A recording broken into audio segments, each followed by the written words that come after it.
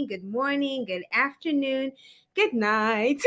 It is such a joy to be here with you today. For those who don't know, my name is Lady Bodam, and it's great to be here, part two of the Refined Ladies Transformation series. I'm super excited to be on here with you. And to get us started tonight, just pop in the comment section and tell me where you're joining us from. Let me know, where are you joining us from tonight? What part of the world are you joining us from? I would love to read from you so that I know exactly where my audience is tonight. And then, second, if you were here for part one, pop it for me as well. So let me know where you're joining us from tonight, and let me know if you were in part one and what you're looking forward to tonight. So pop it for me. I love it. Rita is joining from Bagada, Lagos. Welcome, Rita. Such a joy to have you. Joining from Cyprus. Hey, Boma. Lovely to have you from Cyprus. Oh, well, okay. Rita was here for part one as well. Fantastic.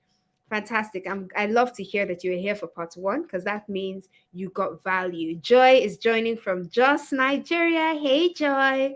Lovely to see you. So let me know if you were here for part one as well as where you're joining from so that I know and I can prepare. DSK is joining from London. She missed part one, but she's great. It's great to be here. It's great to have you here as well. Olajumoke from Lekki, Lagos. Awesome, awesome. Keep it coming. If you have joining from the beautiful Caribbean island of Commonwealth of Dominica, Rona, I need to come and visit you because in this moment I'm filled with an intense surge of envy. I know, a very unrefined thing, but I am so envious of you in the beautiful Caribbean island of the Commonwealth of Dominica. Let me know what time of the day is it right now where you are, Rona. Let me know. You're present at part one. Lovely. Joy is joining from Lekki, Lagos. Beautiful. Blessing Chika, Uyo, Nigeria. It doesn't matter if you missed part one. It's great to have you here. Favor from Mosimi, sorry, from Lagos, joining for the first time. You're very welcome, very welcome. Rona, yeah, I'm gonna book it now. You said it, I'm gonna book it. Kate is joining from Ontario, Canada. So good to have you here. Oluwapelumi from Lagos, great to have you. Toyin from Abuja, Nigeria.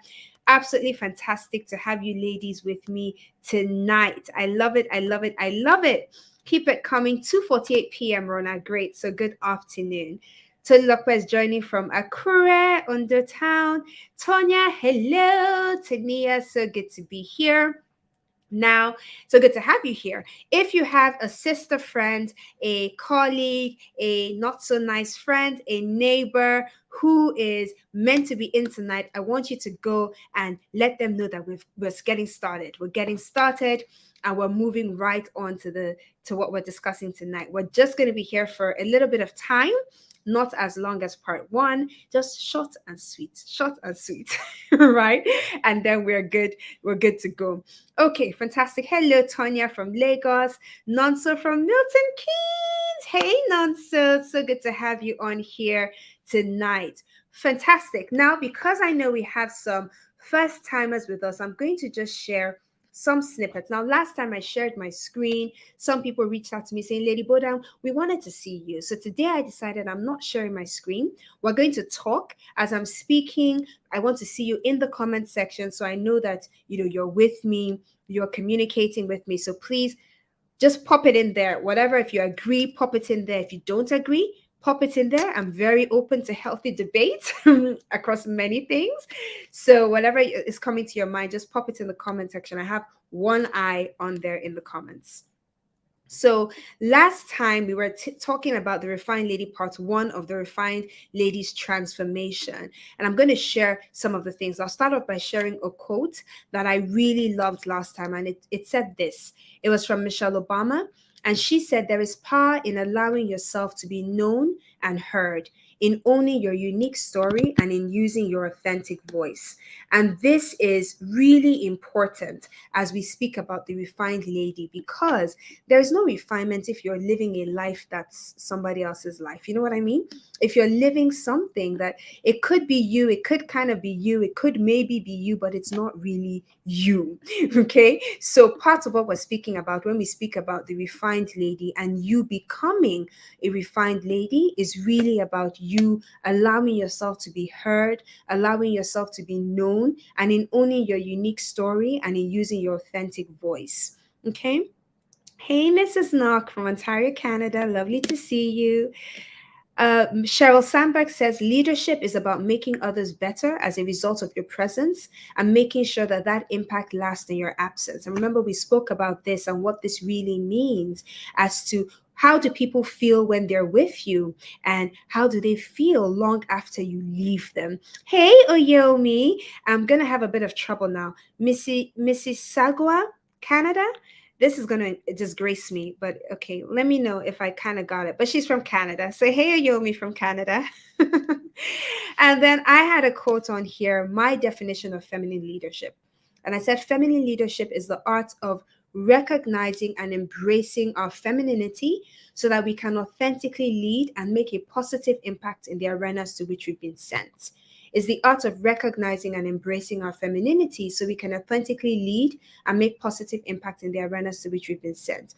And we spoke a lot about how we need to differentiate or integrate and differentiate ourselves. We spoke about the feminine leadership traits. We spoke about the benefits of femininity. We spoke about authenticity and how we need to let go of who we think we're supposed to be and embrace who we truly are. I gave about 6 tips for cultivating authenticity and celebrating your authenticity. I spoke about how we need to move from self belief to self awareness. And we spoke about becoming a high value woman. And I really delved into that and gave a lot of tips about how you can become a high value woman. And then we moved on to ask questions and we wrapped up the day, and that was really, really awesome. Hi, God's love. On route to Lagos, you missed part 1, not to worry. So I've just given an overview of what we spoke about in part 1, and I think we spent about 2 hours or 2.5 hours today. I'm aiming for us to be out of here in an hour and a half. And so it's going to be short, sweet, and impactful. Now, there are 3 big things I want us to speak about today. I want us to talk about emotional intelligence, and I'm going to delve into that because as refined women, we need to understand emotional intelligence. We need to understand what that means and how to put it into practice. The second thing I'm going to speak about is sustained transformation. And this is really great because I learned some stuff recently that I am super excited to share with you. And the third big thing is around creating your elegance development plan. Now, I'm super excited that we are doing this now on the 17th of July. We have just started the second half of the year, and it's so beautiful because we are able to plan for the rest of the year. We still have 5.5 months to go, and it's such a prime period, and many things can change in 5.5 months. Hey, Madonna. Hey, Amala. Hey, Aderisola. So, to everybody who's going to join after, I'm going to just be saying, this is one big hey to all of you so that I don't keep on punctuating. But I see you. I love that you're on here. I'm really excited to have you, and I cannot wait, my beloved DDK. I know I said I was going to do one, but how can my DDK be in here and I will not acknowledge her specially? Hey, DDK, so good to have you here. Hi, Udeme. Hi, Esther. Okay, let me focus now. So we're speaking about these things. The importance of emotional intelligence, as I mentioned. We'll speak about sustained transformation and how you can really sustain transformation of this elegance in your life. And then we'll speak about creating an elegance development plan. I will give you a special announcement. I hope I'll be able to give it to you today. And then we'll wrap up tonight. So an hour and a half, and then we're out of here. So stay with me as we go through this. Now, when we think of emotional intelligence, For the longest time, a lot of people, when we're thinking of how we should show up in our offices or in our businesses, and let me know in the comment section if you're a career girl, type hashtag career girl. If you're an entrepreneur, type hashtag business girl. So I want to see my career girls and I want to see my business girls. Just type that in the comment section for me. Okay. Now, what is emotional intelligence? And there are many definitions of it, but really it's the ability to do two things. It's the ability to recognize, to understand, and to manage your own emotions, and to recognize, understand, and influence the emotions of others. I love it. Okay, I see my women. Great. So, to recognize, understand, and manage your own emotions, and to recognize, understand, and influence the emotions of others. This is really what emotional intelligence is. So, the first step of emotional intelligence is that there needs to be a recognition. We need to be aware first that our emotions can drive our behavior and can impact people, whether it's positive or negatively. And we need to learn how to manage those emotions, both ours and others. I see we have a lot of career girls in the house. We're going to have fun tonight because I'm part a career girl myself and I'm part of business girl myself. Okay, and I see some of my ladies that are straddling the fence like me. Now, managing emotions is extremely important in situations when we're under pressure. So, for example, when you are giving and receiving feedback, you have to manage your emotions. And let me tell you, I'm going to speak, we're sisters. I'm going to tell you how the things are. For the longest time, I didn't, I would become emotional. And because as women, remember last time we spoke about feminine energies and masculine energies, we spoke about what that actually means. We delved into it a bit in depth and we taught about how our feminine energy, while it's amazing, can sometimes lead us a little bit to be too much in a sense. Okay. Now, part of what makes us so beautiful is our femininity and all the emotions that comes with it. But if we don't learn how to manage it and how to balance it out with our masculine energy, sometimes we now lean into this toxic femininity. And what were some of the things of toxic femininity we spoke about last time? We said you can be unnecessarily emotional or a bit too emotional, that you're irrational, right? We said that you're needy, you become a people pleaser, you want to you want people to validate you externally all the time. We spoke about, for example, if you have too much femininity, you become unnecessarily dependent on others. You seek love in all the wrong places, especially the places you shouldn't be seeking love in. You know what I'm talking about, right? All of these types of things. We spoke about how sometimes we can give off this damsel in distress kind of signal. And a lot of these things come through when we don't manage our emotions when we're speaking to people. So if we think about, and that's why emotional intelligence is so important for us to recognize what it is as women, as leaders, whether you're a business girl, whether you're a career girl. So when you're giving and receiving feedback, we need to be conscious of our emotions. When we're meeting tight deadlines, remember these are all high pressure situations. So when we're meeting tight deadlines, right, we need to be conscious of our emotions. When we're dealing with challenging relationships, whether it's romantic relationships or platonic relationships, we need to be mindful of our emotions. When we don't have enough resources, so we're put in situations where we have to manage, we don't have enough money, we don't have enough manpower, we don't have enough, whatever it is we need, right? That's a high pressure situation. Emotions are high there. When we're navigating change, so change in jobs, change in roles, in career roles, change in jobs if you're a career person, change in location. So if you're relocating from the south of France to the Caribbean islands, the beautiful Caribbean islands. How did Rona put it again? That made me so envious, right? Of Dominican Republic. If you're relocating there, there's change involved, and that puts you under pressure. If you're working through failure or working through setbacks and navigating these situations that can sometimes feel quite difficult, there's a lot of pressure, and you need to understand how to manage your emotion. And why is this, or manage your emotions? And why is this so important? Emotions typically precede thought. So your emotions come first, and then your thought follows. And if we're not mindful about the fact that our emotions are sometimes guiding us and leading us and all of these things, it would change the way our brains function. I attended a lovely seminar a few weeks ago on neuroscience of personal performance. I've been speaking about this so much because it was so transformational. I really genuinely loved it. But one of the things here that struck me was all the ways our brains function a lot of the time without our permission. Like our brains are just doing things, they're going off on their own tangent, they're deciding what situations are difficult and taking stimulus from the environment and just coming up to conclusions. Our brains are doing this whole work. They scan for threats every, I don't know how many, was it 5,000 times in a second or in 10 seconds? Like it's ridiculous the amount of things our brains go through. But when our emotions are running high, they actually change the way our brains think. They diminish our ability to make objective decisions. They diminish and change our interpersonal skills. So, do you see why it's so critical for us to understand how to manage our emotions so that we can communicate in a powerful way, irrespective of what's happening? Right now, a lot of the time we have women who are in professional lives, my career girls for instance. You enter a meeting, it's one of these high pressured meetings, emotions are running high, you're trying to communicate and people are not hearing you, and you're there trying to say, I'm saying it, it's always like you're so emotional, calm down. And I don't know if it's just me, but that sentence drives me crazy. When someone tells me you're so emotional, calm down, I'm like, stop. Right? I'm emotional for a reason. Listen to me. But you need to understand and learn how to balance it, because at a personal level, understanding emotional intelligence helps us to have uncomfortable discussions and uncomfortable conversations without hurting the feelings of others. Remember, we said emotional intelligence does two things.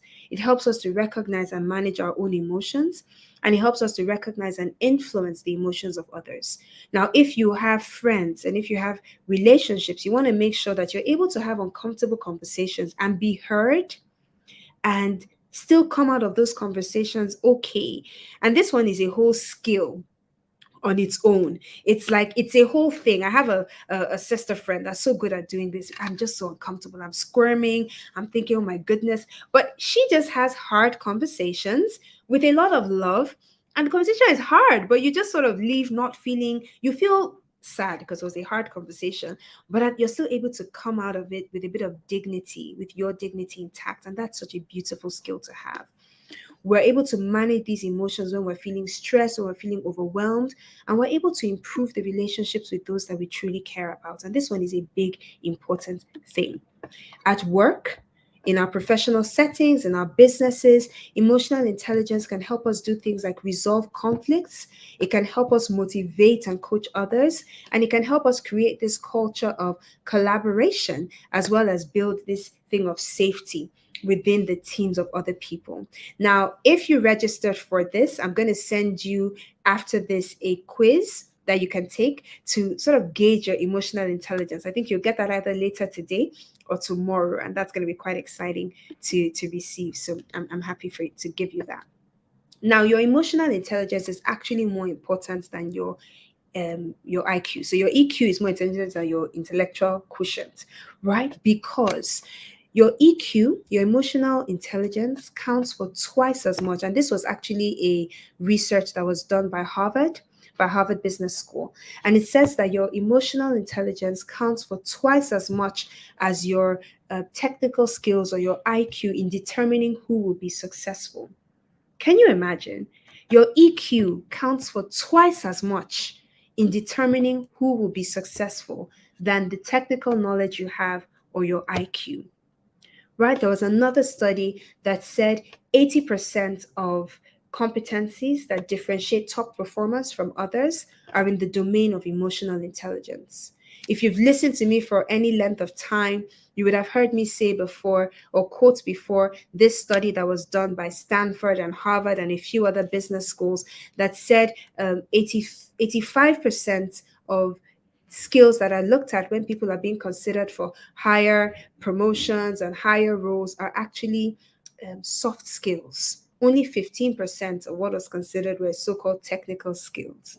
And that is so important and it's so important for us to know, right? It's so important for us to know.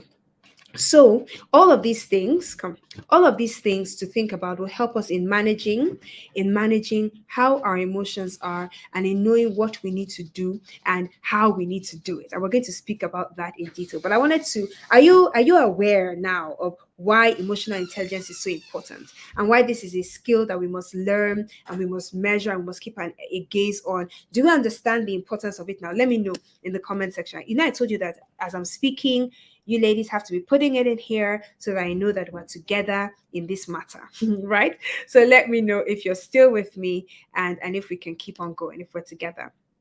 Okay. So the first thing that you need to know is, first you need to know yourself. You need to know yourself. Okay, great. I see my sisters are with me. Fantastic. You need to know yourself. That is self-awareness. The first thing of emotional intelligence is self-awareness. So you have to be more aware by clearly seeing what you feel and what you do. You have to be able to evaluate yourself to say, in this situation, this is how I show up. In that situation, this is how I show up. When I'm under pressure, this is how I tend to relate. Okay. And this is an evaluation you would do for yourself. So you're going to sit down and ask yourself a few key questions after this. Ask yourself, when I'm under pressure, how do I tend to react? When I'm under pressure, how do I tend to react? When I don't have enough, how do I tend to react? Okay, question one is, when I'm under pressure, how do I tend to react? When I don't have enough, how do I tend to react? Remember, now it's a self awareness exercise we're doing. We're trying to be more aware of how we act and how we show up. Okay, question number three is, when I'm in an uncomfortable situation, how do I react? When I'm in a situation of change, how do I react? Okay, if someone says, like, because of my temperament type, if you come at me with a solution or a suggestion that I've not had time to think about, my automatic response used to be no. Right? You say, Lady Bodam, look, listen, I think we need to do ABC. I'm like, no. Why? Just no. Because you haven't given me time to think about it. I'm 88% phlegmatic and 12% melancholic. I leave the rest to your imagination. Okay, so my default answer for the longest time was no, no, I don't want to do this. No, I don't want to do that. No, no, no. But it took me becoming self aware to realize that, hey, Bodam, when certain things come up that you're not comfortable with, your first response is to shut down and say no. So now I try to be better. I'm not saying I don't say no still, sometimes I do. But because I'm aware that that's how I tend to react when I am in an uncomfortable situation, or when I'm being forced to embrace change, I tend to dig in my feet and say no. Now I'm learning to be more flexible and more malleable. I'm learning to say maybe instead of a no. So, how do you show up when you're confronted with change, or when you're confronted with situations that you're not comfortable with, right? That's step number one. Okay. Step number two, you ask yourself is, how do I want to show up? Remember that the refined lady designs her life. She lives a well designed life. She has an elegant, as I like to say, she lives an elegant life across all the various aspects of her life. Okay, so how do you want to show up? What are the things, or how do you want to be across the different aspects of your life? And I want you to write out. Remember last time we wrote out I am statements? I want you to go again and write out these statements, how you will be. In this aspect, I will be this.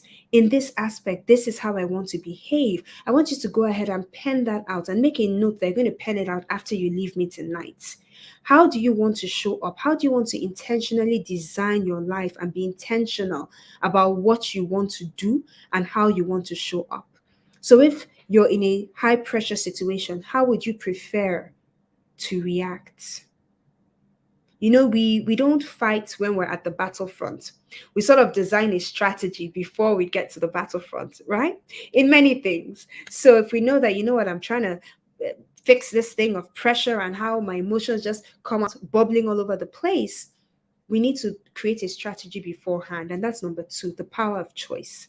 So number one is self-awareness. Number two is the power of choice. We intentionally and deliberately design what our response is going to be in certain situations. So, how do you want to show up? When you're in difficult situations, how do you want to show up? Now, one thing you can do if you're like me and you tend to bottle things up a little, this is it's a gift.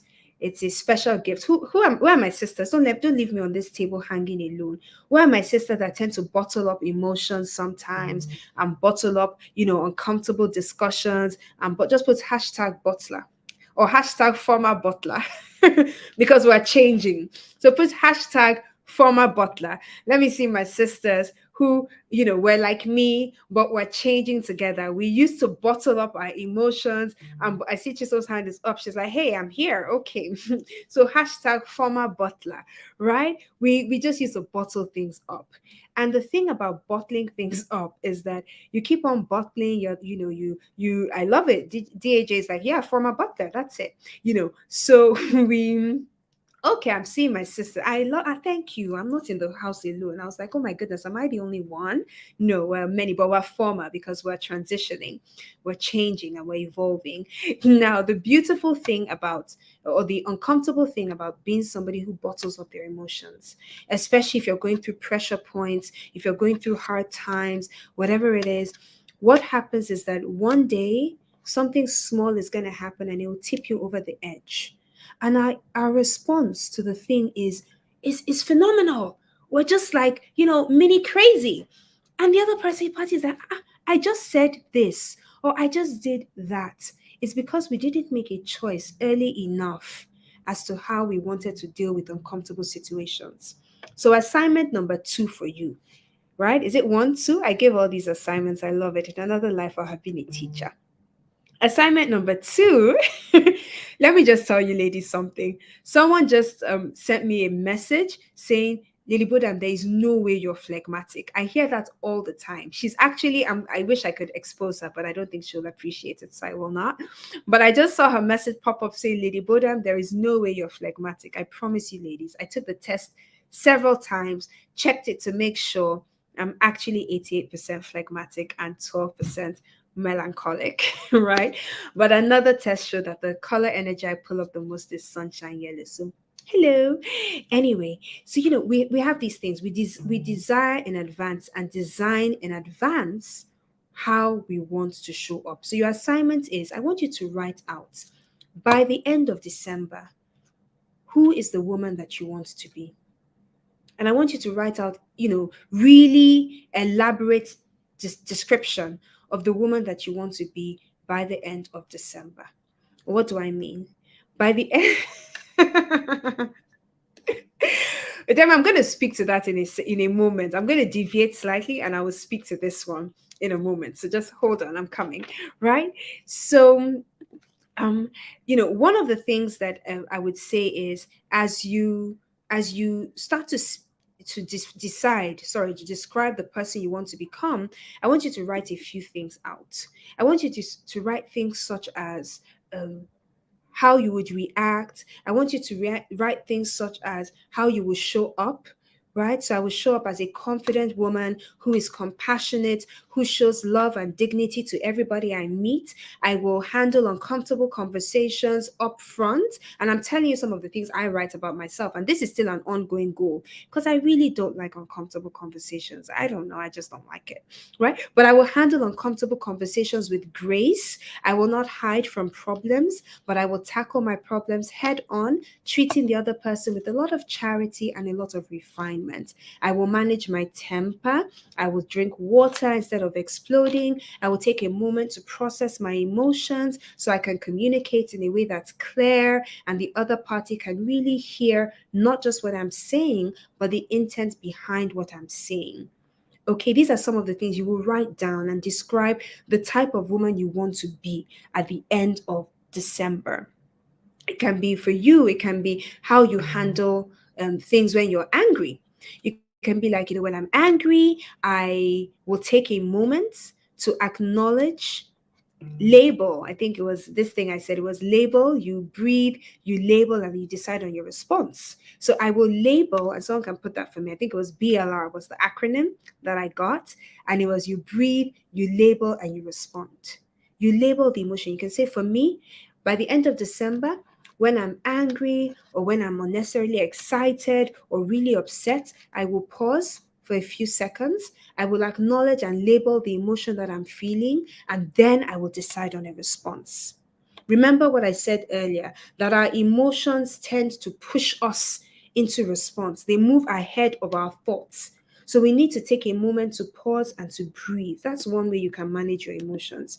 You pause and you breathe, and then you give yourself permission to act based on the type of woman you want to be or the type of woman you want to become. Okay, so I love that. So we said step number one is that you're going to become aware. Step number two is that you're going to make a deliberate choice.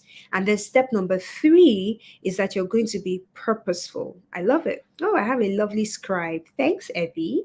So step number three is that we're going to be purposeful and intentional. Purposeful and intentional. That means we know the situations of life that we're in.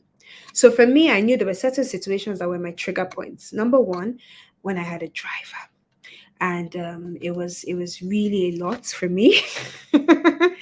My sister would call me and she'd be like, "But and I have my family members are able to tell me the truth, even when I don't want to hear it. So you need to have those kind of people in your corner, people who can tell you the truth when you don't want to hear it.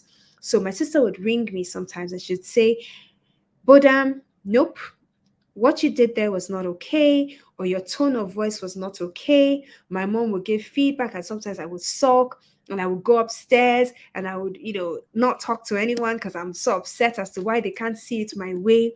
But because they knew the woman I wanted to become, and they knew the woman that would be the best version of the woman that I am, they held me to account. And I wasn't perfect. Some other days, my friends will come, they're like, Lady Bodam, no, stop. They don't call me Lady Bodam. They're like, Bodam, no, stop. Don't do that. Right? But I had to be intentional and purposeful because you know the situations that trigger you off. So, what are those situations that tip you off? Who are those people you deal with that when you see their call coming in, you're already like, oh my goodness, this is one of those things. I have those people that when they call, I'm already breathing like my training goes out the window and I'm like, just help me now so that I don't. Who are those relationships? And can you decide in advance how you want to deal with them? And all of this really boils down to your why. Why is emotional intelligence important? And there's something I said over here about the refined lady. I said the refined lady is purposeful, is graceful and stylish in appearance. And I wrote it down so I can read it to you. The refined lady is graceful and stylish in appearance and manner. And she's a woman who has cultivated a cultural elegance in behavior and manner. The refined lady is a woman who is graceful and stylish in appearance and manner, and she has cultivated a cultured elegance in behavior and her mannerisms. Emotional intelligence is just a portion of what makes you have this cultured elegance in your behavior and in your manner. If we don't learn to balance out our emotions, to manage our emotions, to understand even what our emotions are, then okay, there's going to be a problem. So I'm going to share with you a few tips I think you can take to help you manage emotional intelligence. Okay. Number one, we had said earlier on, we had said to be aware. Okay, we had said to be aware of the emotions that you have, the feelings, whether it's simple, whether it's compound. Be aware, interpret it, say what it is. The second thing is to recognize patterns. And I said this earlier on. What pattern? When do you explode? When do you find yourself seething? When do you find yourself overlooked? And sometimes when we feel overlooked, we also react a certain way. So when you feel overlooked, how do you come across? Right? Um, I want you to be able to evaluate the consequences of your actions. And this is why the breathing is so important. Remember, we said earlier, breathe, label, and respond. Oh, not labor. I'm just saying it. It's breathe, label, and respond. Right? So breathe, label, and respond. That's what it is. Breathe, label, and respond. Those are the three things. So when you breathe, you're giving your mind time to catch up with your emotions. When you breathe, you're literally pausing to say, okay, let's just take in a breath now. Label is that you're giving a name to what it is that you're feeling in that moment. I am angry. I acknowledge there's irritation here. I acknowledge I feel overlooked. I acknowledge I'm in pain. I acknowledge that I don't feel seen. I acknowledge I feel unappreciated. I acknowledge I feel unloved. I acknowledge I feel betrayed. Whatever that emotion is, you want to label it. So breathing gives you time to just pause. You can count to 10. I had an aunt that used to say she would sip water and she'll keep it in her mouth for 10 seconds so she won't respond. She said sometimes she needs to go a lot longer than 10 seconds, right? But she'll keep the water in her mouth and she's just doing whatever it is so that she doesn't have a choice but to just be there and be silent. You may not, yours may not be water, but find a way of breathing and keeping quiet for a few moments so you process the emotion you're feeling. Then you label it, and when you label it, in that moment of labeling, you say, if I respond in the way I want to emotionally respond, am I aligned with the woman I say I want to become? I give you an example. A few months ago, I was in the bank. And I was in this bank that we have a love hate relationship with. I won't say the name in case somebody here works for the bank or has shares in the bank so we can be friends. But I was in this bank and I'd gone in for a simple transaction. So I thought in my mind, 30 minutes in and out, I should be out of the bank. Okay, good. So I went in, Lady Bodam. I was ready for a good day. It was early in the morning. I think it was a Monday morning or something. So I went into the bank and I thought, okay, great, we're going to do this. I'd done the first part of the transaction, and then they told me, go over to this place and someone will attend to you there. So I went over, the man spoke and said he will attend to you now. So I was waiting. I waited 5 minutes, waited 7 minutes, waited 10 minutes, then I was about to explode. No, then I think I said, oh, excuse me, I'm still waiting. And the person was like, oh, just be patient, in a very rude tone. Like, ma, be patient. Like, why are you making noise? Just be patient. I'm like, oh gosh. So by this time, I could feel the emotions rising up. I could feel anger rising up. Another 10 minutes went by. I think I was standing there probably for another 15 minutes. And literally, I wanted to explode. I wanted to just, be like, are you even joking? Can you? And people were coming and go. It was really messy. So I asked again, I said, excuse me, I want to know, is there any progress on what I'm waiting here for? I've been standing for quite a minute. And the man looks up and he's like, oh, I've done it. You've done it. You even forgot I was standing. I was livid. I was so livid. I was literally, but I kept on feeling like a restraint. You're feeling a restraint. And I was like, no, let me really give him a piece of my mind so that nobody today is going to have this kind of horrible customer service. Let me really tell him a thing or two about a thing or two. But I just kept on feeling this thing. I was like, okay, fine. And then we were still like masked up for the most part.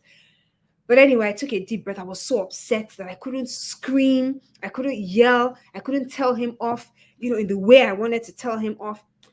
Anyway, I just said, let me leave it and I go. And immediately I turned to go, and someone runs up to me. Excuse me, are you Lady Bodam?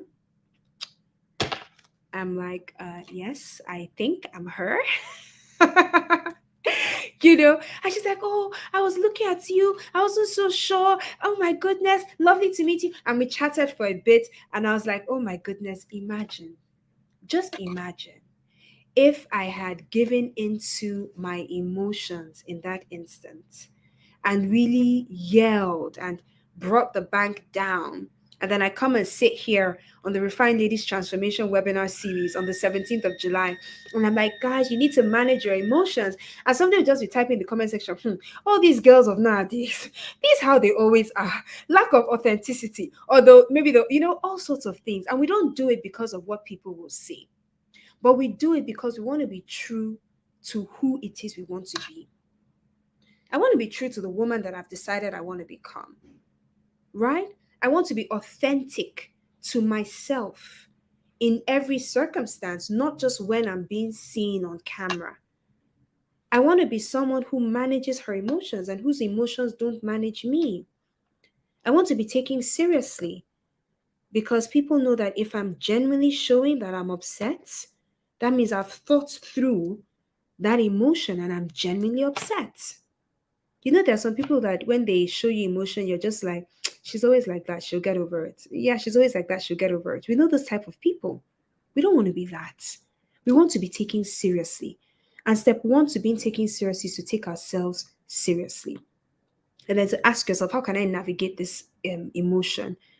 How can I harness it? How can I move through it and all of that? And then to reward ourselves when we do well. Okay, these are some of the overarching themes. Then to increase our empathy. Sometimes we need to recognize, acknowledge, and connect with the emotions of the other person. So if someone tells us, you know what, I'm feeling bad, they're like, for what now? You'll be okay. Don't feel bad. It's no, they are feeling bad. We don't gloss over the emotions of other people.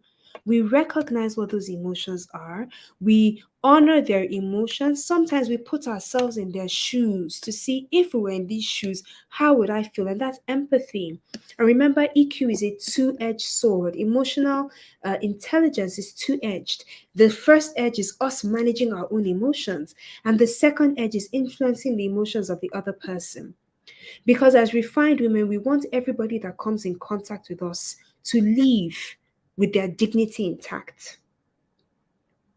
We want everyone that comes in contact with us to leave feeling seen and heard, to leave feeling like they're a human. That's what we want in every encounter. And I want you to write this down in your notebook, on your journal, on your phone. How do I want people to feel when they encounter Bodam Taiwo? You put your name there. How do I want people to feel when they encounter Lady Bodam? In my journal, I wrote, I want people to feel seen when they encounter Lady Bodam. I want people to feel heard. I want people to feel like they matter. I want people to feel that they have dignity that's intrinsic to them. I want people to feel as if they have a place in this world. I want people to feel as if they have something to offer our world. I want people to feel that they can be more and they can do more and they can become more. I want people to feel that they can evolve. All of this is how I want people to feel when they come in contact with Lady Bodam. So I want you to take a moment this evening, tomorrow, and write down, how do I want people to feel when they come in contact with me? How do I want people to be when they come in contact with me? I love it. Temi Tokpe says, I want everyone that comes in contact with me to leave with their dignity intact. Rebecca says, yeah, everyone leaving with their dignity intact. That's so important. Because as refined lady, we build people up. We don't tear down. We build people up. So ask yourself, how do I want people to feel when they encounter, in my case, Lady Bodam? In your case, when they encounter you? I love it. Tomi Lola says, I want people to feel like the best version of themselves. Awesome. I love it. I love it. Yeah, beautiful. So we want people to feel this way. And that's important and that's critical. Okay. So these are some of the things to think about with emotional intelligence and how to manage our emotional intelligence. I want to see what I've left out here. And let me know if you're still with me. Let me know if you're still here. I want to make sure we're still together. Let me know if you're getting value. I'm seeing my ladies in the comment section. Fantastic. The final thing I want to say on this is, I want you to exercise this feeling of optimism. And what is optimism? Optimism is that there is always hope and possibility for better. There's always hope and possibility for more. Okay? And part of us managing our emotions is that this thing that I'm feeling right now, this thing that I'm feeling in this sense, in this moment, is not all that there is. There is always more. There's always a step more. There's always a better place to go. That I'm feeling angry in this moment doesn't mean I will always be angry. There's optimism, that there's hope, and there's possibility for something better to come in the weeks ahead, or in the moments ahead, or in the months ahead, right? So I want us to always exercise optimism even when we're dealing with others. The two questions I've seen, and I'm going to just take those two questions before we move on. I see we're still together. Fantastic, fantastic. I think I have lost the first question. Okay. I saw Idema had asked me a question earlier on, and I'm looking for that. But pending when if admin can help me look for the question from Idema, that'll be great. Now Esther says, I have a question. How do you give feedback authentically? Because I think you should have given feedback to the teller, even though you're able to control your emotions. Yes, fantastic. You are very right, and you need to now decide what works for you. I knew in that moment that I was not going to be in control of my emotions. So I knew that I would not give feedback in an objective manner. I would give feedback in an angry manner. I would probably raise my voice, and I will not be heard. So I chose to walk away. In some other situations, I will give you feedback. And I do this especially in restaurants because I like eating out. So if service is not okay, I would give you very healthy feedback that I'm not comfortable with the level of service I'm receiving. Sometimes I would ask to speak to the manager, and I would very objectively uh, express what I'm feeling and why I'm feeling the way I'm feeling. But in that situation, I decided to walk away primarily because I said, I was not going to be objective. I was not going to be able to speak in a way that I'll be heard. I will come across sounding as a very emotional, slightly, and people will be like, is it not just 10 minutes you waited? He's busy now. After all, this one, no. If I'm going to give feedback, and if we are going to give feedback, we need to make sure we're in control of ourselves enough that we can be heard, even when we're upset. Because it's okay to be impassioned and to be like, what I'm trying to say is this. It's okay to be able to make your point in a way that is you're being heard and all of that. But you have to be able to be heard. And the thing with knowing, because we're women, sometimes when we come, especially if you're having a conversation with a member of the opposite sex, if you're having a conversation with a man, sometimes when they hear the emotion in our voice, they tend to shut down. Anybody ever been there? We're trying to get our point across to a partner or a husband or a boyfriend or a work colleague, and we're really passionate and we're talking away, and they're like, can you calm down and just say what it is you're saying? Anybody ever been there? Can you calm down and say what it is you're saying in a calm voice so I can hear you? Yeah, because they don't hear emotion. They sometimes shut down when they hear the emotion.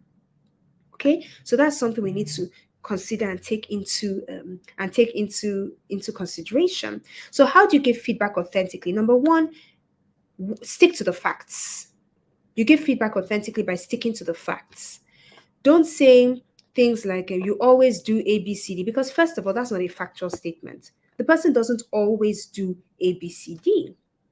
The person did this in this occasion that made you feel in this way. That's a factual feedback. You give feedback of, I don't like when you do this because it makes me feel this way. Can you give me an example of it? Yes. On this occasion, you did this and I felt a bit this way. That's factual feedback, and that's authentic feedback. So usually I say before you give feedback, take some time to think about the feedback you're giving. Try not to give feedback in the heat of an argument. Try not to give feedback in the heat of your emotions, because again, you might not be heard. So go away, think about it, decide on what exactly you want to say and the message you want to pass across, and then you can come and give feedback. And Esther, I hope that helped you and give you a bit more insight. Videma says, how do you stay driven even as a phlegmatic? Fantastic. Now, your temperament types are how you are naturally wired. However, they are not a sentence. They're not a self-fulfilling prophecy. They're not, you don't have to be how you were created to be.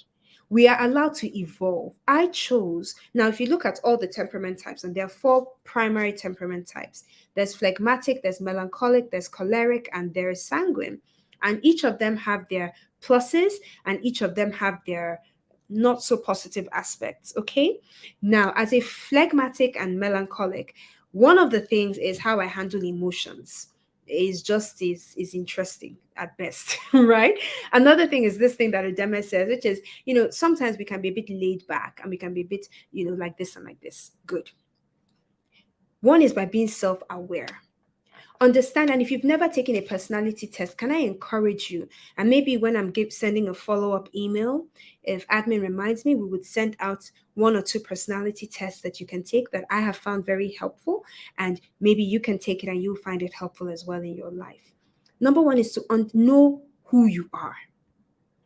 In the Refined Lady School, one of the first modules is called Woman Know Thyself, right? And for those who don't know, the Refined Lady School is this 3-month or 4-month program that I run that takes women through this journey of elegance and refinement and feminine leadership and business etiquette. And we just delve into a lot of stuff there that's really amazing. Now, in the Refined Lady School, the very first module is called Woman Know Thyself. And in this module, we break down things like, who are you? What makes you tick? How are you naturally wired? Right? How do you naturally show up? All of these types of things, because before you know what to fix or what to tweak, you first of all have to know how you are. So that's the first thing. I recognize that sometimes I could be a bit laid back, but I also had a very strong why. There's a book by Simon Sinek, Start With Why. I don't know if anybody here has read it, but you need to read it, whether you're a career girl or a business girl. Start With Why by Simon Sinek. And in it, he says everything that we do, you need to have a strong why. I just came out of a class. I was teaching in a meeting just before this meeting. So that session ended at about 7:35.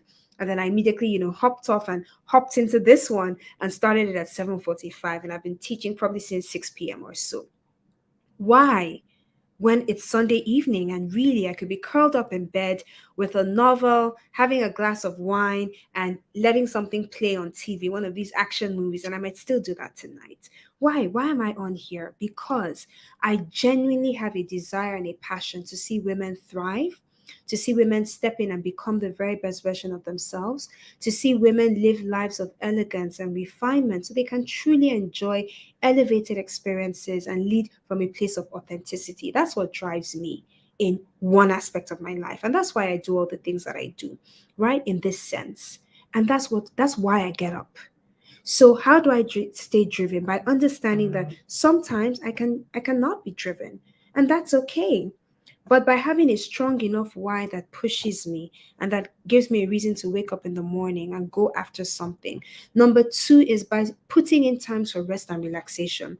Those who know me know that I pause on occasion and enjoy myself. I go for spa sessions and I go and get my nails done.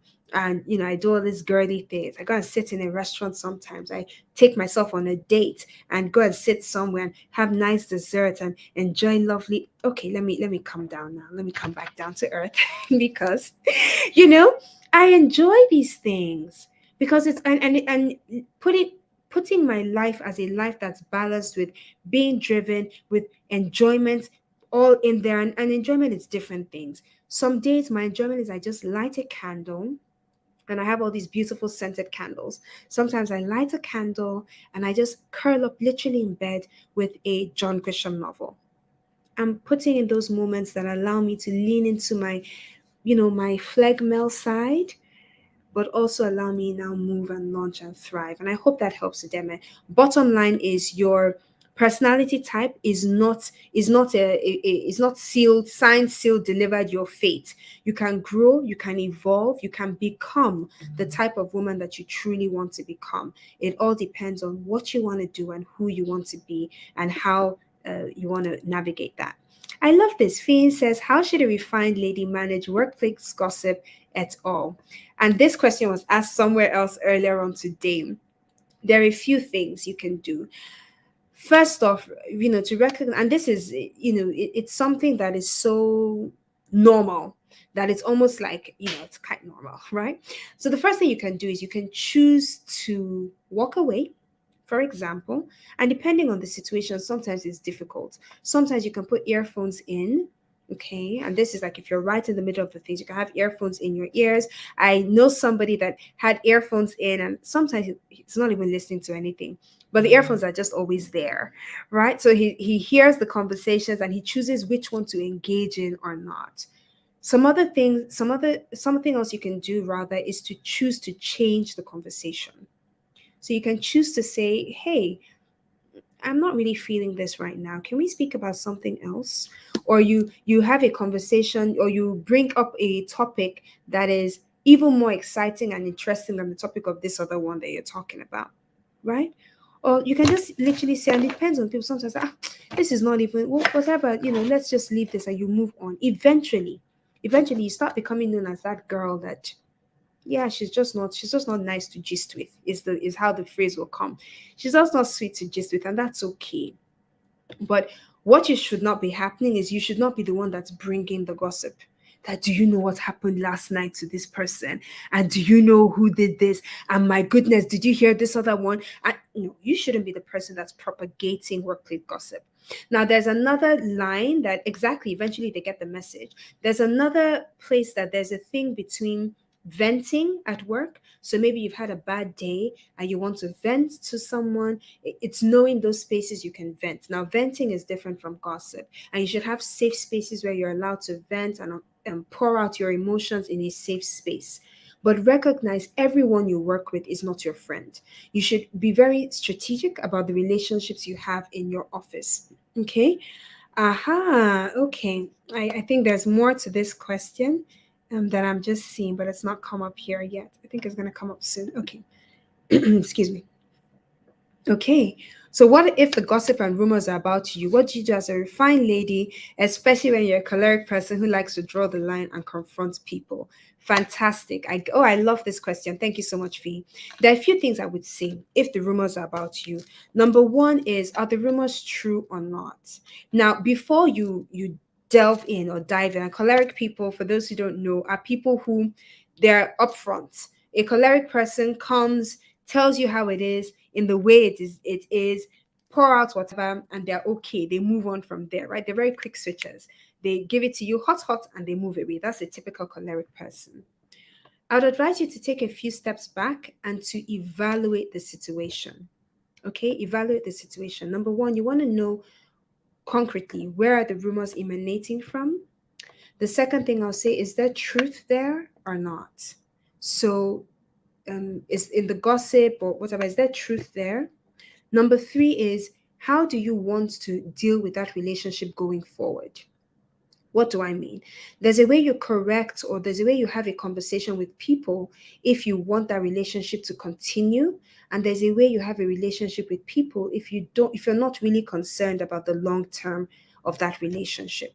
So let's say it's a relationship that you sort of kind of care about, right? You can choose to have a conversation. And again, remember, without emotion, there'll be some emotion because it's about you and it's hurtful to be gossiped about. But to have a private conversation with this person to say, hey, I heard this and I heard that, and I'm not very comfortable. Can you explain to me why you think it's okay to say this, especially if it's an untruth, right? And then let it go. Again, you now wait. If it's something like, this girl, if it's such a silly rumor, you wait. Do I really want to confront this person about it? Or is it something that will blow over if I ignore it? So these are some of the things you need to think about. But before you confront, take a few steps back, breathe, and objectively evaluate what it is. And then have a conversation with the person that's originating the rumors. There's this thing of have a conversation with one person.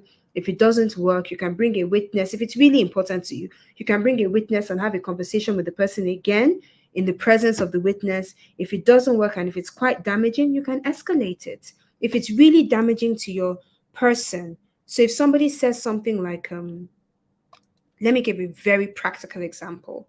In my organization, someone was spreading rumors that a colleague of mine was engaged in an affair with somebody else, with like a line manager or somebody senior. Now, both parties involved were or are married. So, this is something that's really damaging, not just to them professionally, but also to their respective marriages, their respective partners, and all of that. And it came out, and the person was asking me, what do I do? I said, because this is something that's so damaging, I think it's something that you escalate. It's something that you escalate to a person who can actually make decisions. Take this to the line manager, bring this up to, because it's such a damaging thing, that particular rumor. But if it's something like this person never shares her food, okay, I never share my food, right? It's not a damaging thing to my character. So you can choose to let it go.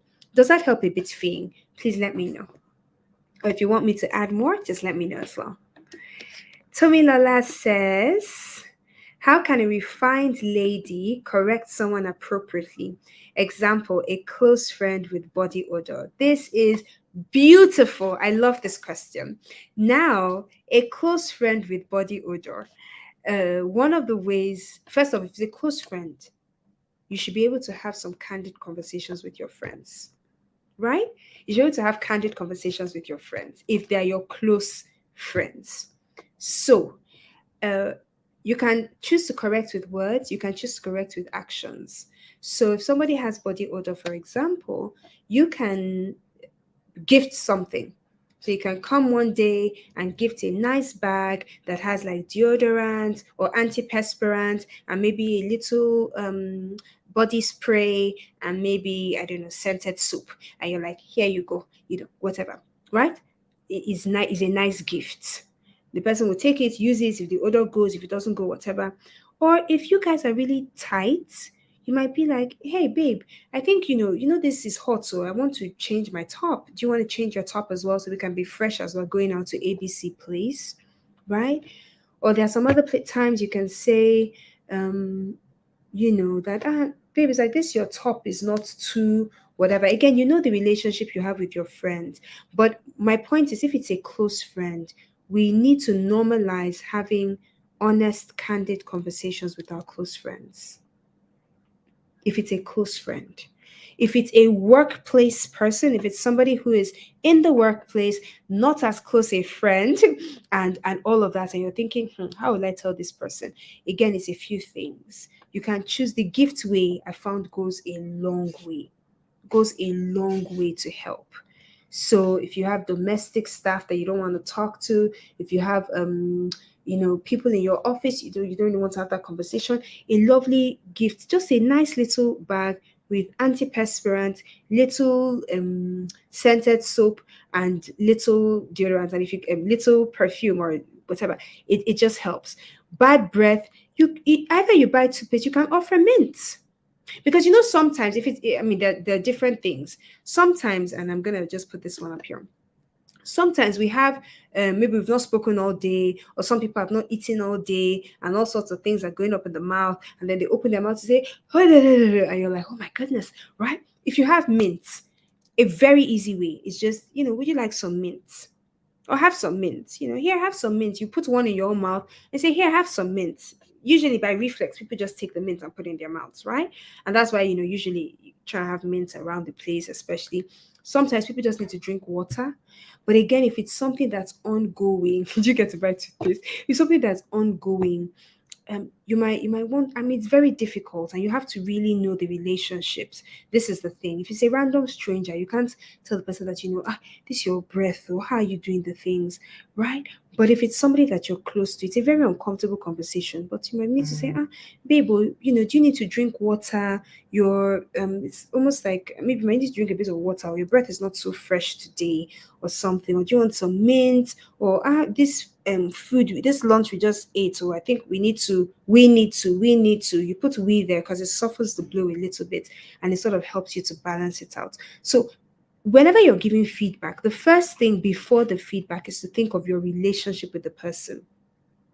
Do you actually have a relationship with the person that allows and encourages you to say some of these things? Sometimes it's that, is there somebody else that has a better relationship with the person, that maybe you can give that person feedback so the person passes it across to the person that you're talking to? Do you understand? As opposed to just going up front and being like, this is what happened, though. Your breath, your mouth is smelling. Do I know you? Right? So you need to balance it out.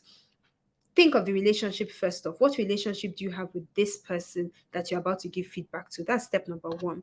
Step number two is, how do you want to give the feedback? Do you want to give it as a gift? Do you want to give it as a talk? You can use face masks too. Now that face mask is going out of places, you don't have to wear it everywhere. These are the things. But the face mask was so helpful because it really helped with protecting all of us with the bad breath. People were smelling their own breath and, they were dealing with that. But anyway, yes, so that's it. Think of the relationship, and then, you can now decide whether to speak up front or not to. Now, in the thing of being authentic and being all of these things, we don't have to say everything. Because honestly, not all feedback should come from us. Not all feedback should come from us. You don't owe everybody feedback, because not everybody can receive feedback from you. And we need to be mindful about that. Not everybody can receive feedback from you. You don't owe everybody feedback. You can't give everybody feedback. For feedback to be received in a way that is really received, there needs to be a minimum level of relationship. And we need to really think and remember that as we go into feedback, right? And giving of feedback. Do we have any other questions? Let me know. And I love these questions. Thank you so much, ladies, for asking. Thank you so much. Let me know. Do we have any other questions before we start moving towards? Oh my goodness, I can't believe we've just spent so much time together. I really enjoy speaking with you, ladies. Time just goes by so beautifully. I love it. Okay. So talk to me. Any other questions? Or are we good to go? If you're good to go, tell me, Lady Bodam, let's move on. Tell me, Lady B, let's move on. Lady B, let's move on. I'm ready. Let's move on.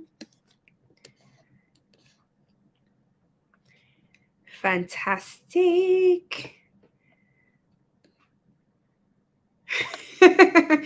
DSK, you know me. You know me. Tomilola says, are we learning anything about fashion sense soon? Not on this, but if you come into the Refined Ladies School, you will get to learn about fashion sense. So in the Refined Ladies School, I believe it's module 3.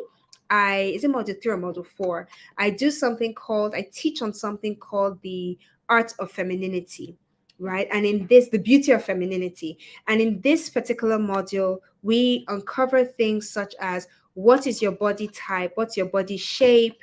How are you dressing yourself? We speak about do's and don'ts for each of the body shapes and each of the body types. We go a lot deeper into how you should dress. We don't talk about colors, but we might talk a bit about colors a bit later on. And just delving into all of those things. And that is in module 4 of the Refined Ladies School. So you might want to think about, if you want us to speak of fashion, you might want to think about getting in there once it opens up.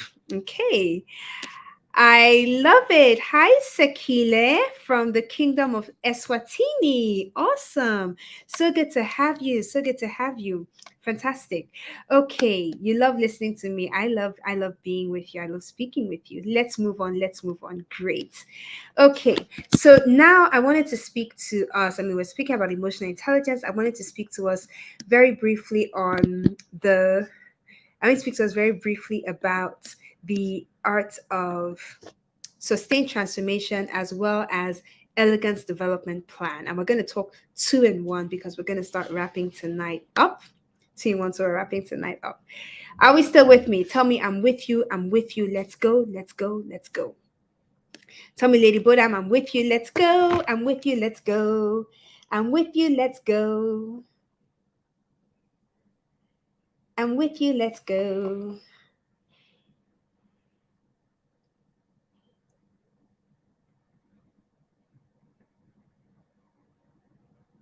Let's go. Fantastic. Fantastic. All right. Great. So Good, good, good. Now we're gonna do two in one. You're with me. Awesome.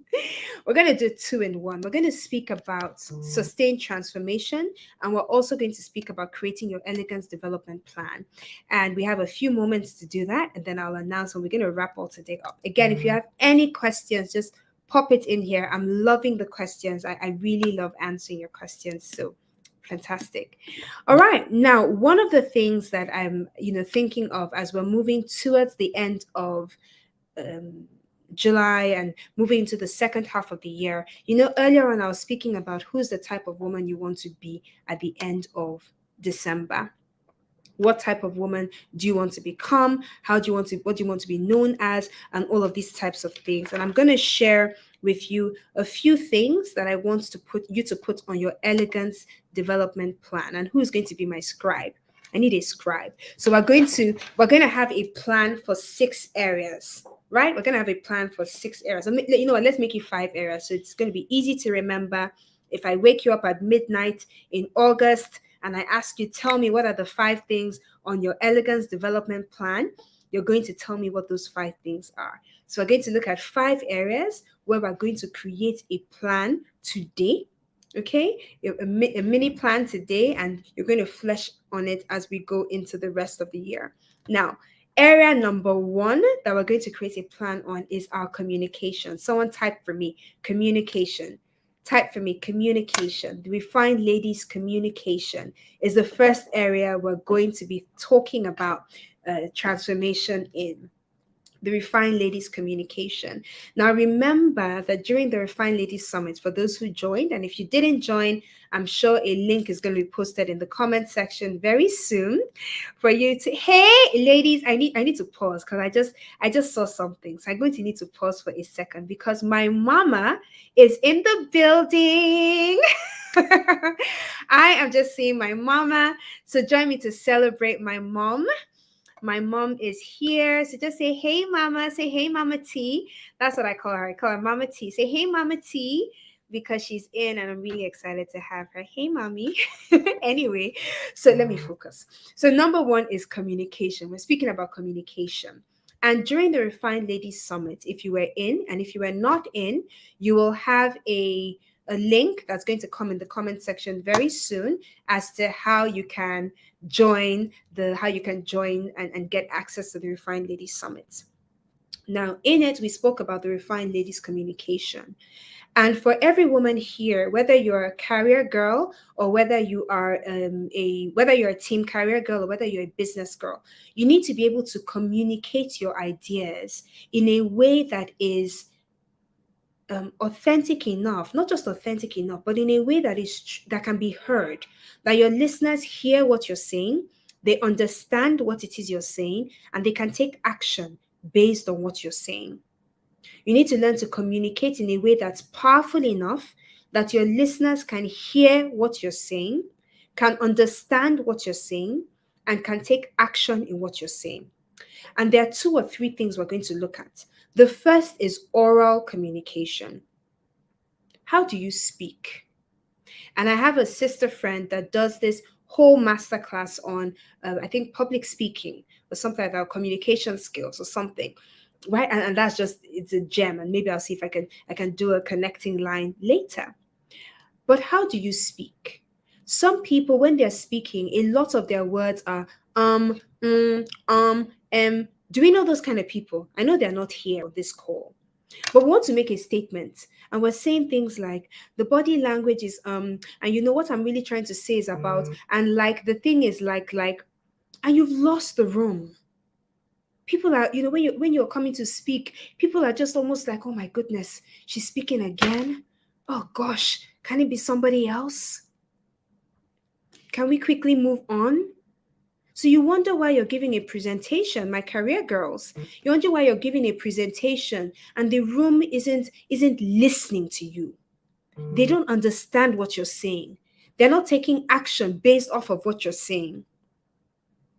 You're landing your points and somebody else, and have you ever been in this situation that we're speaking and we're making our points and we think we've communicated and the room is sort of like and then somebody else says the exact same thing we said and they're like, that's the answer. And you're thinking, oh my goodness, I just said that. I just said that. Because we didn't communicate powerfully enough. So, how can you communicate? Oh, thank you so much, Tony. How can you communicate how can you communicate in a way that you're heard? Number one is, how do you use silence? And I know a lot of the time when we're talking, when we're speaking, a lot of the time we have this thing of we just want to talk.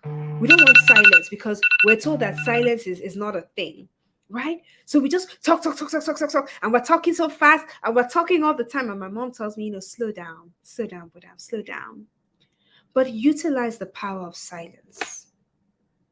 Silence can communicate more powerfully than 10 words can. Silence allows your audience to hear the last thing you said, and not just to hear it, but to assimilate it, to let it go from their ears to their hearts and to their minds and to take roots in them. That's what silence does. So to ask, how are you utilizing the power of silence? Number two is, what's your vocabulary like? Now, our parents raised us reading books. Okay, we read a lot of books. There was a time my bedtime story, my sister and I, was Shakespeare. And we'd read Shakespeare and we'd be fighting. And it was not even like the funky Shakespeare now. That's the translated version.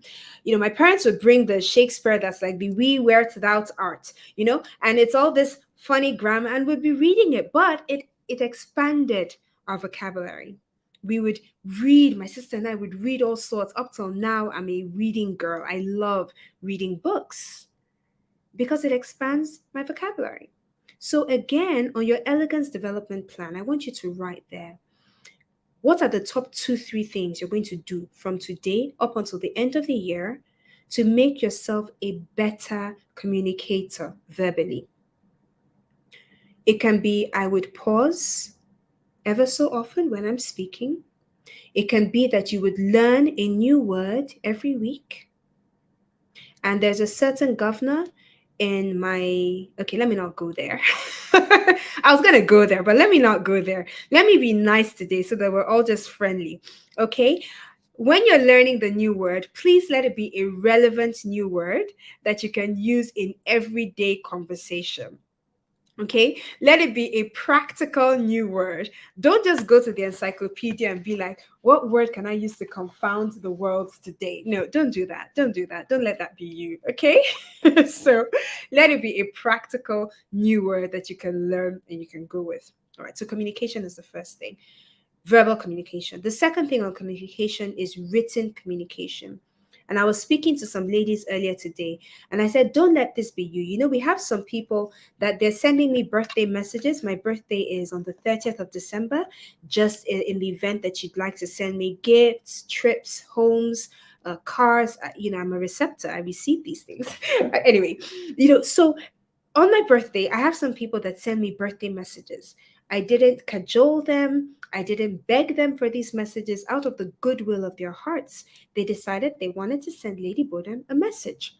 And I get messages that look like this: HBD, HBD, LLNP, um, GBU.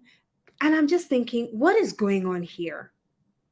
When did we start communicating as if we are, I don't know, how much time are we saving by writing TNX as opposed to thanks?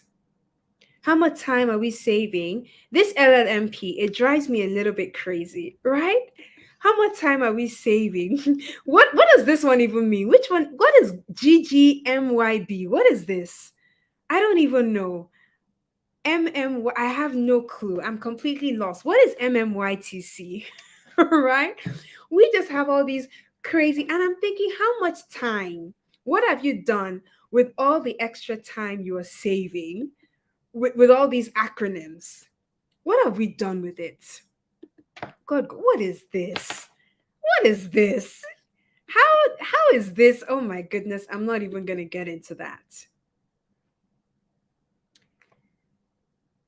The way you write emails.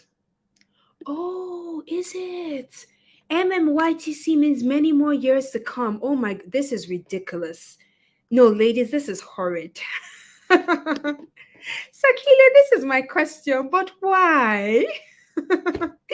you know, but really, what it is, is really this thing of how you communicate, how you write tells people a lot about you. The way you communicate tells people what you take seriously. It shows people how intentional you are about how you write and how you're perceived in communication. Whether it's written communication, whether it's oral communication, whether it's business communication or personal communication. Those who know me know that I don't abbreviate. I actually really never do. So in my text messages, in my WhatsApp messages, I write things out in full. I write things out in full.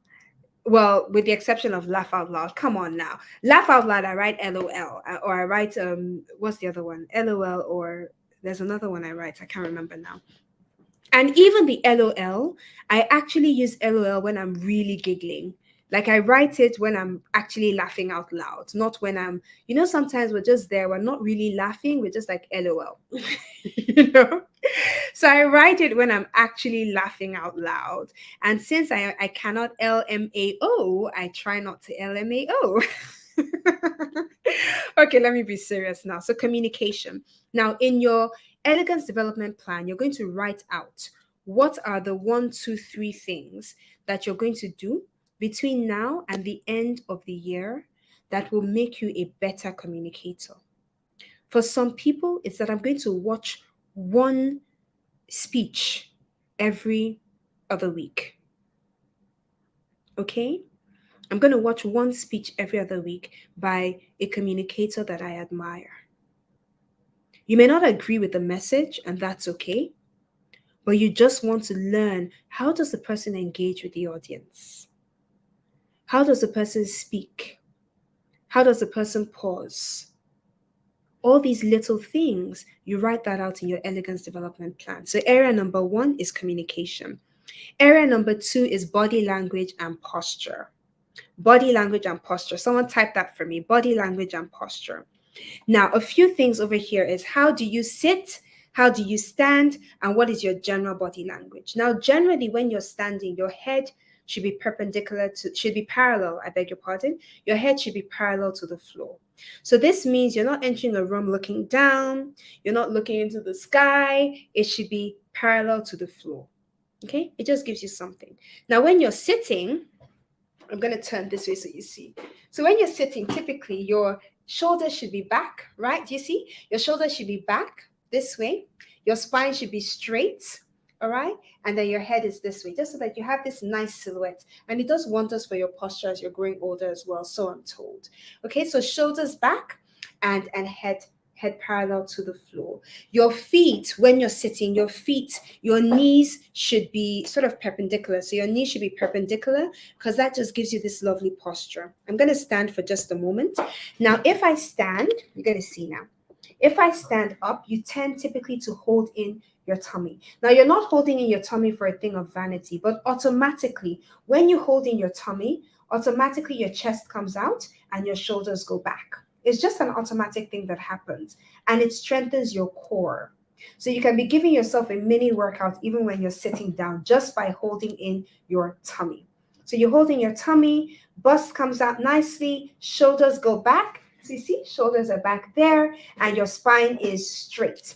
Now, if you're like me and you're shaped in quite an interesting way, to help me, I usually have a pillow. So I have a pillow that I put in the small of my back, so that when I sit down, it can support me nicely. Another thing I want to point out, now through this call, I've been sitting like this typically, and I've been sitting like this on this chair since 6 p.m. because I've been in meetings. So I've been sitting like this. Now, notice I wasn't sitting this way, because imagine if I came in to this room and I'm leaning back like this and I'm talking to you guys. We'll all be sleeping, because I don't know how that conversation would go.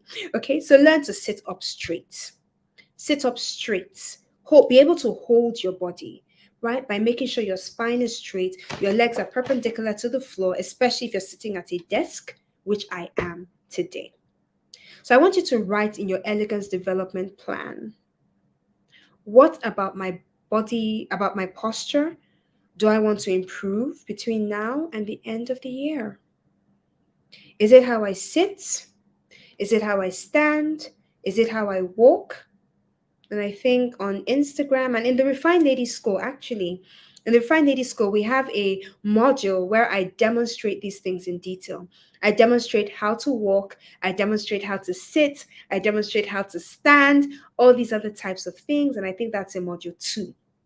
So that we go through all of these things, right? Posture and poise and everything. So you're going to write that in your elegance development plan.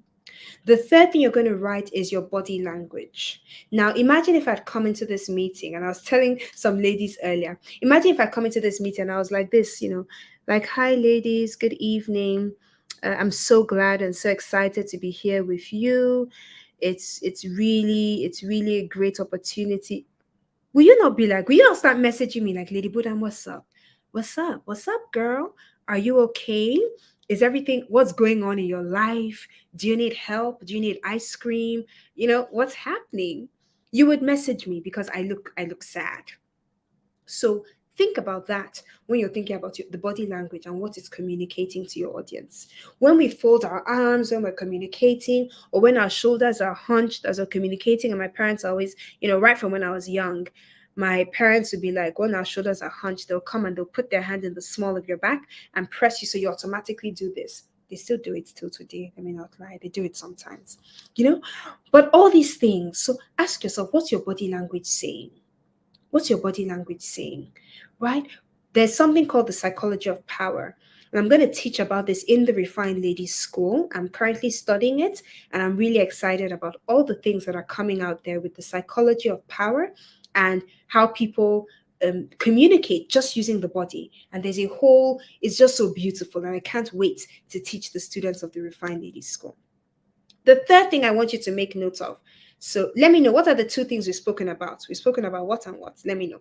The third thing I want you to pay attention to in your elegance development plan is attention to detail. Every refined woman has to be attentive to detail. Attentive to the detail of little things such as your nails, right? Such as the threads on your clothes. Thank you. Communication was the first one, Kemi. Let me know who else is going to give us the second one, right? Communication and body language. Thank you, Madonna. Fantastic. So number 3 is attention to detail. Attention to detail about little things. Is there a thread that's loose on your top? Is your hem stitched properly? Is your slit torn? Is sometimes these things, they have stones here. Imagine if all the stones had all gone off. Some of us will still wear it because it's still okay. But it's attention to detail. Are your bracelets still the same color they came as, or are they all, did they used to be gold and now it's black, right? Are your nail polish, is it all chipped here? Are some of your nails long? Are some of them short? Are some of them in between?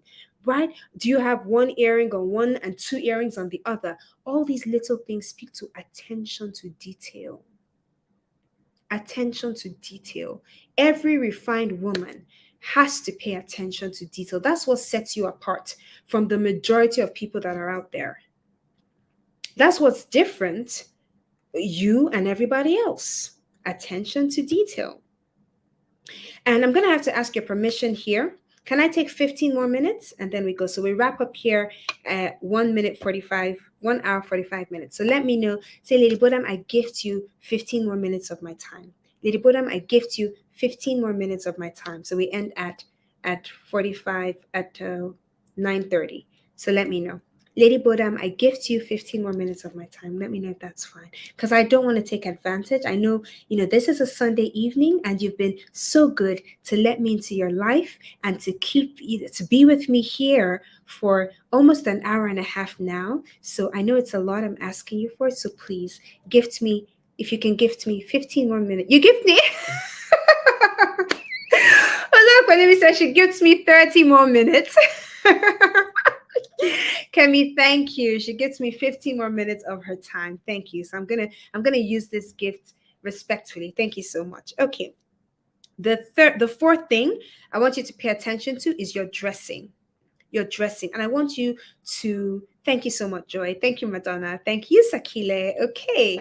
So Oisa Missy, thank you. Machuku says, take 1 more hour. Oh my goodness. No, no, I won't take 1 more hour. Okay. So number 4 is dressing. Dressing. And I want you in dressing, and I can't go into it today, but again, if you pop into if you pop into the Refined Ladies School, and I'll speak about that in a moment. If you pop into the Refined Ladies School, you will have all the details about Coach Nene, so good to see you. You have all the details about dressing, and we speak in a lot of detail about the art of femininity and all the dressing there. But for today, I want you to write in your elegance development plan what is that personal brand that you want to have at the end of the year? And how will your dressing aid that? So if you say, for example, to me, your personal development plan, if you write, I want to be known as an elegant and competent professional, that is what you want to be known as. What pieces, what clothes are you going to wear? How would you show up so that every time anybody looks at you, they see elegance and competence, right? And that's what you're going to write in your elegance development plan. The fifth thing I want you to think about, oh, and then other thing I'll say about dressing is good quality does not necessarily mean expensive.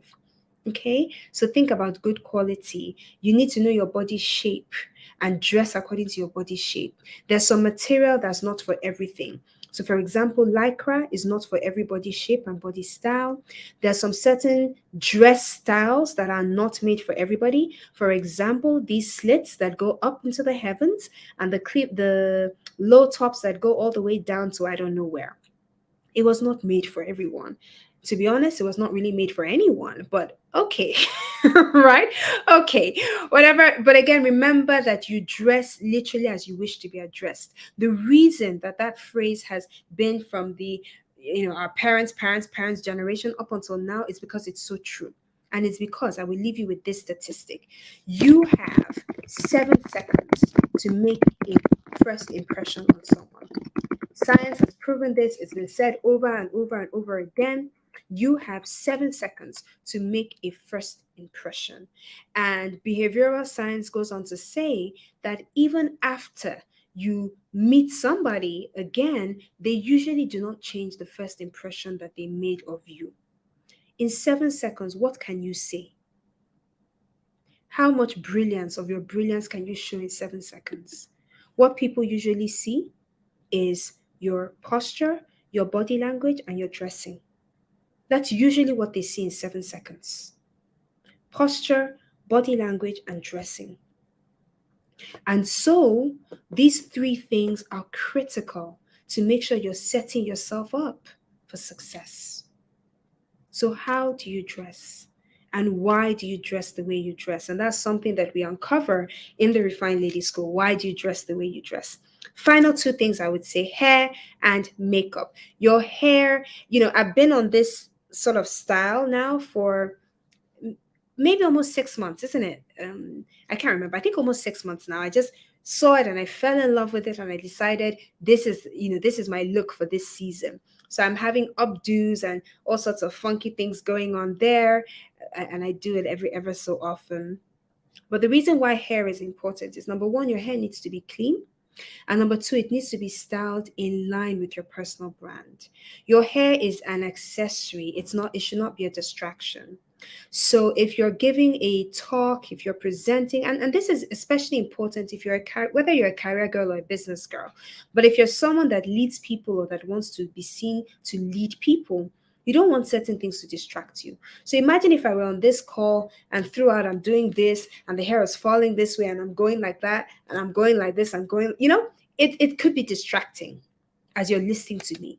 Because after a while, you stop paying attention to the words that I'm saying, and you start paying attention to my hand trying to clear the hair from my face. So that's it. Hair. If you are team wig, type for me in the comment section. Today, what are you? Are you team wig? Are you team natural? Are you team bone straight? Are you team braids? Are you team short hair? Are you team dreads? Let me know who you are. Are you team natural? Who are you in the comment section? Give it to me. Give it to me quickly.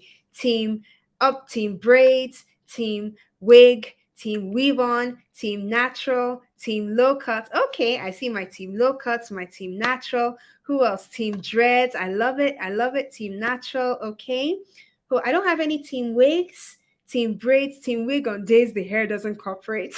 Okay. Team wig. I see team wig there. Team natural, team dreads. Okay. Team wig. Oh, all right then. Cool. Team low cuts. Team natural twist. Awesome. So we have a lovely mix of all of us, and that is beautiful to see. Now, if you're team wig, the question to you is, if I take off your wig, what's underneath? Now, the thing with a lot of things, and I'm not shading team weak people, don't take it that way. But a lot of the time, because we have something to put on, when we take off our wigs, the cornrows that are underneath need help. They're crying out for salvation. They're like, somebody just save me, please, save me from this woman. It was just meant to be 3 weeks or 2 weeks, but here we are, 6 weeks later. Right, Chidima, I love that. You've just given me joy. Okay, so it's this thing. Are we mindful of what is underneath our wigs? For example, if your team braids, my question to you is, when last did you clean your braids? Especially if you live in a hot climate where you tend to sweat, or especially if you work out quite regularly, right? So if you work out, you do generate sweat. You sweat, it's a natural thing. So how do you clean your hair and keep your braids clean? Right? If you're keeping braids in for 2 months or for 1.5 months or for 5 weeks or 4 weeks or whatever, do we have a routine where we can clean our scalp so that if someone comes near us, they're like, we smell fresh? It's the same, whatever team you are, your hair has to be clean. It has to be something that's suited to your face, something that's not a distraction but adds to your beauty. Because your hair should add to your beauty, it shouldn't be distracting. Okay, not every hairstyle fits every facial structure. Know that and know peace.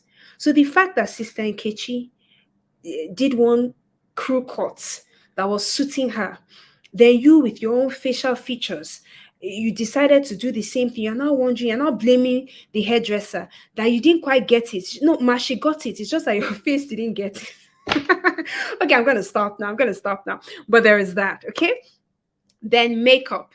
Makeup should enhance your natural features.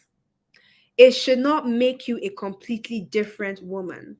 I was looking at someone's images. Was it on Instagram? I think it was on Instagram.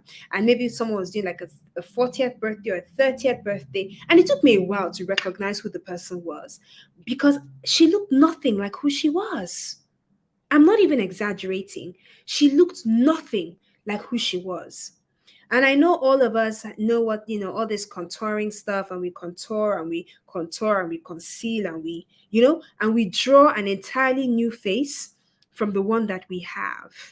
Right? Imagine if I'd come on and those who know me and my nose were like this on this call, like, and I'm just like this with a nose like this, and my cheekbones are really sharp. I have sharp cheekbones, but we just draw an entirely like it's amazing, you know. And sometimes I'm not even gonna get into this. Sometimes we conceal out our natural eyebrows and we draw something completely different, somewhere completely different. And I'm like, this is amazing to me. Makeup should enhance what you naturally have because you're beautiful as you are. Your natural features are lovely just as they are. You just need to learn the right things to do to accentuate, the right things to do to, focus on the areas that you want to focus on. My sister has beautiful eyes. If anybody here has met my sister, she has stunning eyes. Her eyes are large and beautiful. And she has a way of lining her eyes that just draw you in.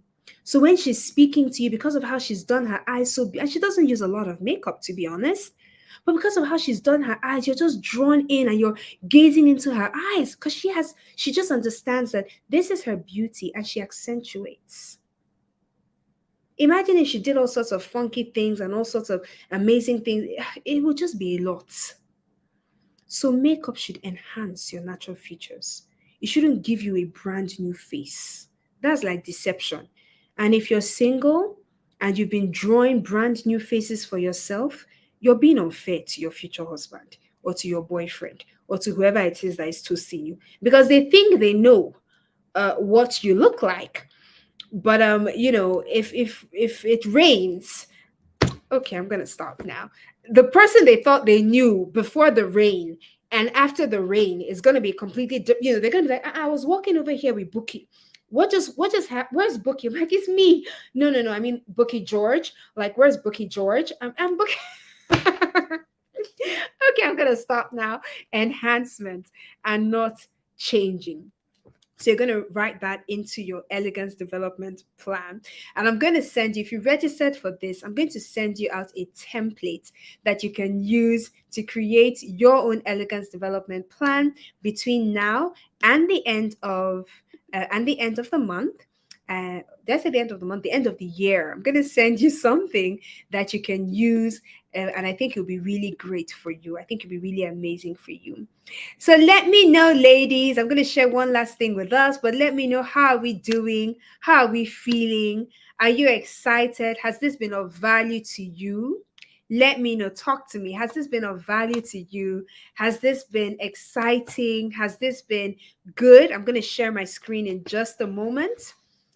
I'm going to share it in just a moment, and then we can must you wear makeup? I love this question. Must you wear makeup to work? The answer is actually no. You must not wear makeup to work, but you must look as if you took care of your appearance.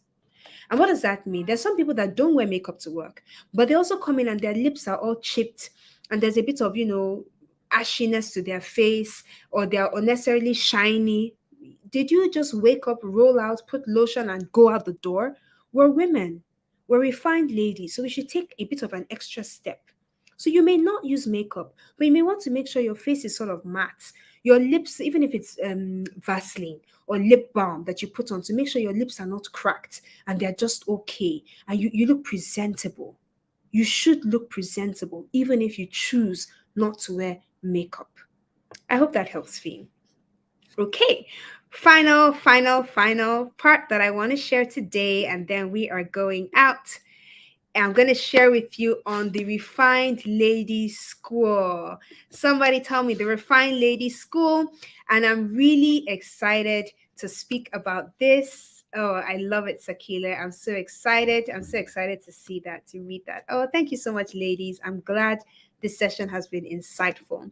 Now, in the Refined Lady School, and I'll share this with you, we offer signature courses, we offer master classes covering all sorts of things. We cover etiquette and protocol. We cover grooming and diplomacy. We cover communication and hospitality, aimed at equipping women just like you in career, in the public sector, in business, in governance, in ministry, with the tools to develop their confidence, grow their impact and authority, and distinguish themselves as leaders. Right? And what are some of the things that you do? First, you become more sophisticated, you become more elegant, more graceful, more feminine, while staying authentic to who you really are. You'll be able to hold the room when you communicate and pass across your message in a powerful way without necessarily raising your voice. You will grow in influence. You'll become more equipped to host corporate as well as social guests in different capacities. And that one is powerful. And you'll attract the right opportunities to you by leaning into your femininity and really becoming more receptive of the goodness that the world has to offer. There are three pathways we're offering to you. There's the gold pathway, the platinum pathway, and the diamond pathway. And the gold pathway is designed as a foundation course. It's for women who are just new to this whole world of refinement. If everything I've been saying here today seems like a little bit of Greek, you might want to start with the gold pathway. It has 6 modules. We have monthly virtual coaching calls, 12 weeks access to the Refined Ladies Summit Replay, and all these great things. And these are some of the things that we cover. Women know themselves, etiquette and protocol, the power of femininity, the art of entertainment, the refined lady, and that's really lovely. and business etiquette as well. It lasts 12 weeks. It's currently $1,000, but I'm going to give those of you on this call a bit of a discount. Don't tell anybody, but I got you. Right now, platinum pathways for those ladies who they sort of understand the basics and the foundation of being elegant, but they want to begin to grow in their feminine leadership strategy. So, over this 3 month cycle, we now begin to speak about how to connect with who you are within and to confidently express it using the tools and tips that we share. Now, you have access, of course, to all the modules of the foundation and of the foundation course, the gold pathway. And then we also have authentic leadership, self awareness, impactful communication, imposter syndrome, and dodging the curveball, call this the gift of feedback. All the questions you were asking on feedback, we cover it here, and elegant delegation. It's 12 weeks, but this one we have a bit more sort of one-on-one access here as well. And it's quite interesting. And then there's the diamond pathway. Now, the diamond pathway is all about activating what we call the woman effect. It's an intimate coaching experience, and it's really for female leaders who are prepared to take the skills they need so that they can take on more senior opportunities. Now, it covers several modules. We have one-on-one monthly virtual coaching calls. So this is a one-on-one coaching platform, right? You have access to a lot of our other master classes. You have access to all the other gold and platinum modules. But some of the key things we're talking about here is the power of the mind, strategic thinking and decision making, diversity and inclusion, diplomacy, agility, resilience, emotional intelligence, building a harmonious life, and beginning to move into mentorship. And we just speak a bit here, and I'll share all of this with you, who we are, what we do, and all of this. But I'm so excited to be sharing this with you ladies. And because you're on tonight, I'm going to give you a special discount. So on whichever pathway you choose between now and the 30th of July, no, is that the date? I'm going to confirm the date to you because I just feel admin is about to throw me out of here. She's about to say, Lady Bodam, just stop it. But I'm going to give you a 1 week discount, right? So between now and the next 1 week, this time on Sunday, I'm going to give you a 20% discount if you sign on to any of the pathways, right? And, someone, admin is going to pop into the comment section the link that you can use. You apply first, so you don't just pay. I want to make sure we're a right fit and I can really cater to your needs. So you're going to apply first to the school, and the link will be popped into the comment section in a bit. And I'm really excited to be sharing that with you. Final thing before we go, this is one last question, and I'm going to answer it because it's from my beloved DSK. And she says, what point do you use silence during your communication? If you want to emphasize a point, then you put silence after. And silence is not necessarily like,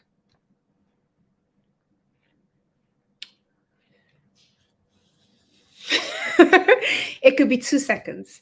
It can be 3 seconds. It can be 5 seconds, right? It's just that pause so that people hear what it is that you've said. Just that pause so people understand what it is you've said. Okay, that's how you use silence during your communication, so that people, you use it when you want to emphasize a point that you've just made. You use it when there's a shocking fact you've given and you want the ramifications of that to sink into people's minds. You use that as well. And yeah, use it when you shared some good news you want people to rejoice about. That's how you use silence. Okay, and the link to register is in the comment section. And ladies, on this note, I am wrapping up tonight. Have you had a great time? Talk to me. Final words before we go. I have had an amazing time. It's always such a joy coming, sitting with you, spending time with you. I truly enjoy it. It's so vibrant. I love it. So let me know how has this evening been for you. And yeah, talk to me in the final 2 minutes before we close the night. If you have any questions, please just send an email to info@bodamtaiwo.com. It's over there in the comment section as well. Just send whatever questions, whatever comments, whatever requests you have about the Refined Ladies School, about anything about what I'm doing. just send it there. I am glad you've had an awesome time. I'm happy. You are welcome. I love it. I'm glad it was wholesome. It was great spending time with you as well. I love it. I love it. I love it. All right, ladies, I'm going to leave you so you can go and prepare for your week tomorrow. I hope you have a beautiful week ahead. I hope it is everything you've wished for and a lot more. I hope that this week you open yourself up to receive all the goodness that this world has for you. Remember, as women who are leaning into our femininity, who are leaning to our energies, into our feminine energy, remember that one of the things that we do is that we're open to receiving all the gifts that the world has for us. And you can make that an affirmation actually. Your affirmation when you wake up in the morning can be that today, I, Lady Bodam, am open to receiving all the gifts that the world has for me today. The gifts of men, the gifts of favor, the gifts of gifts, whatever the gifts are in my world today, I am open to receiving it. Have a beautiful evening and have a phenomenal week ahead. I will see you soon. Take care.